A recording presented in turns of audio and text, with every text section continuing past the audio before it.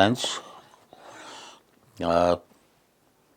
आज के अखबारों में न्यूज़ थी कि कल डेस्मंड टूटू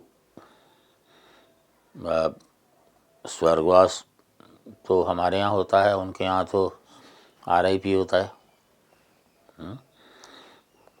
मतलब देहावसान कर दिया उन्होंने, और सारे अखबारों में कहीं छोटा कवरेज है, कहीं बहुत ज़्यादा है।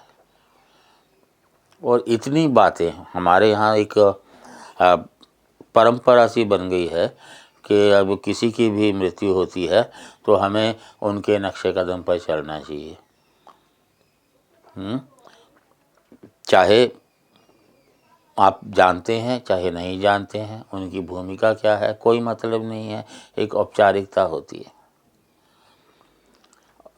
यहाँ सिर्फ मैं डेस्मंड टूटू की कुछ कोट्स आप लोगों को बताऊंगा। एक बात जो ओल्ड टाइमर्स जानते हैं, मेरे स्टूडेंट्स भी, when the missionaries came to Africa, they had the Bible and we had the land. They said, let's pray. We closed our eyes.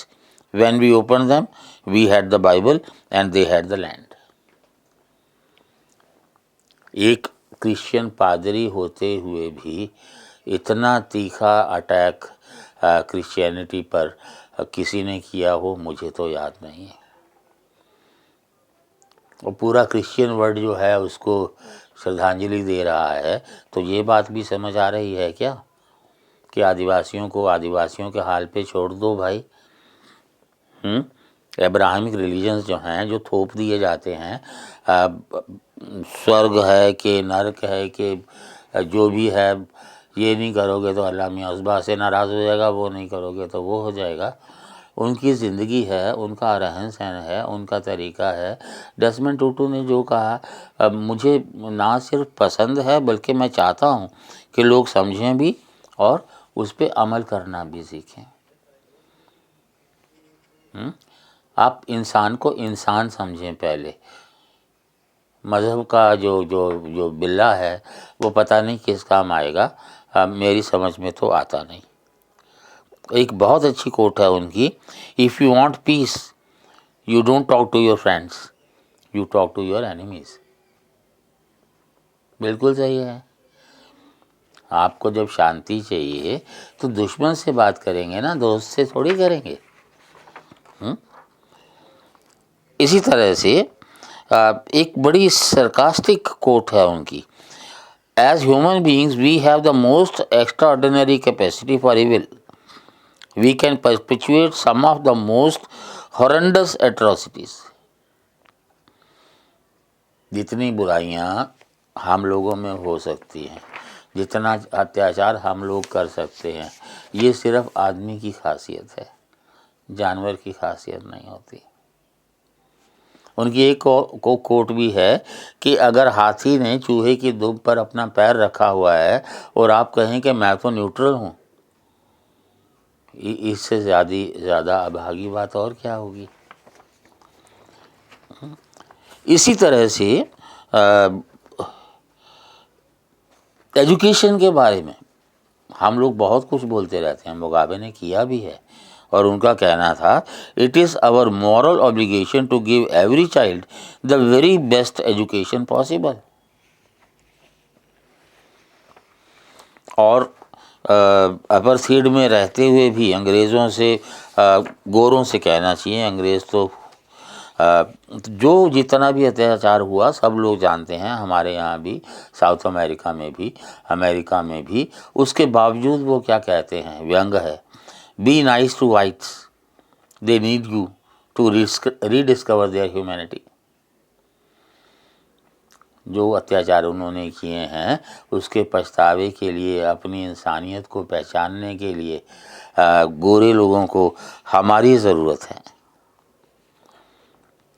और फिर अक्सर दुनिया भर के पॉलिटिशियन जो करते हैं, when a pile of cups is tottering on the edge of the table and you want that they will crash to the ground, in South Africa you are blamed when it happens।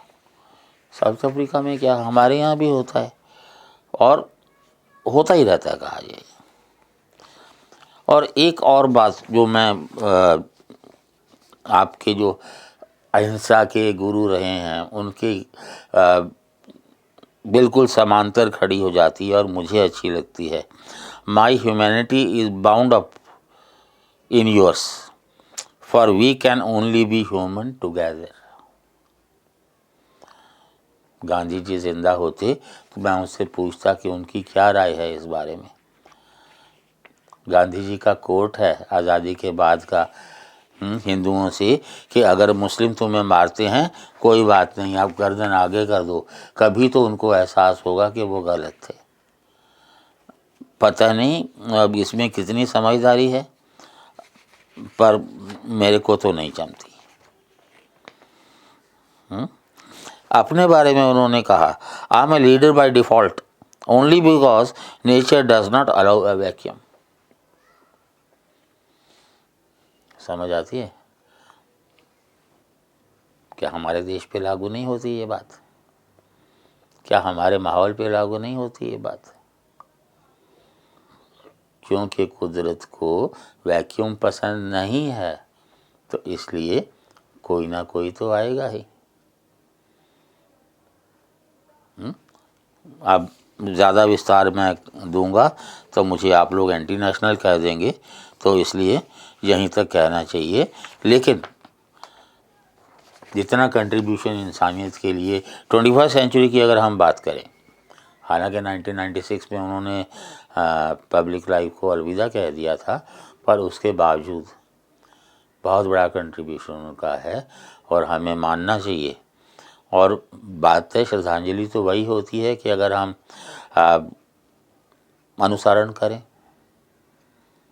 हमें पता है हम करेंगे तो है नहीं, पर मेरा मन किया कि आप तक बात पहुंचनी चाहिए, इसीलिए मैं पहुंचा रहा हूं। धन्यवाद।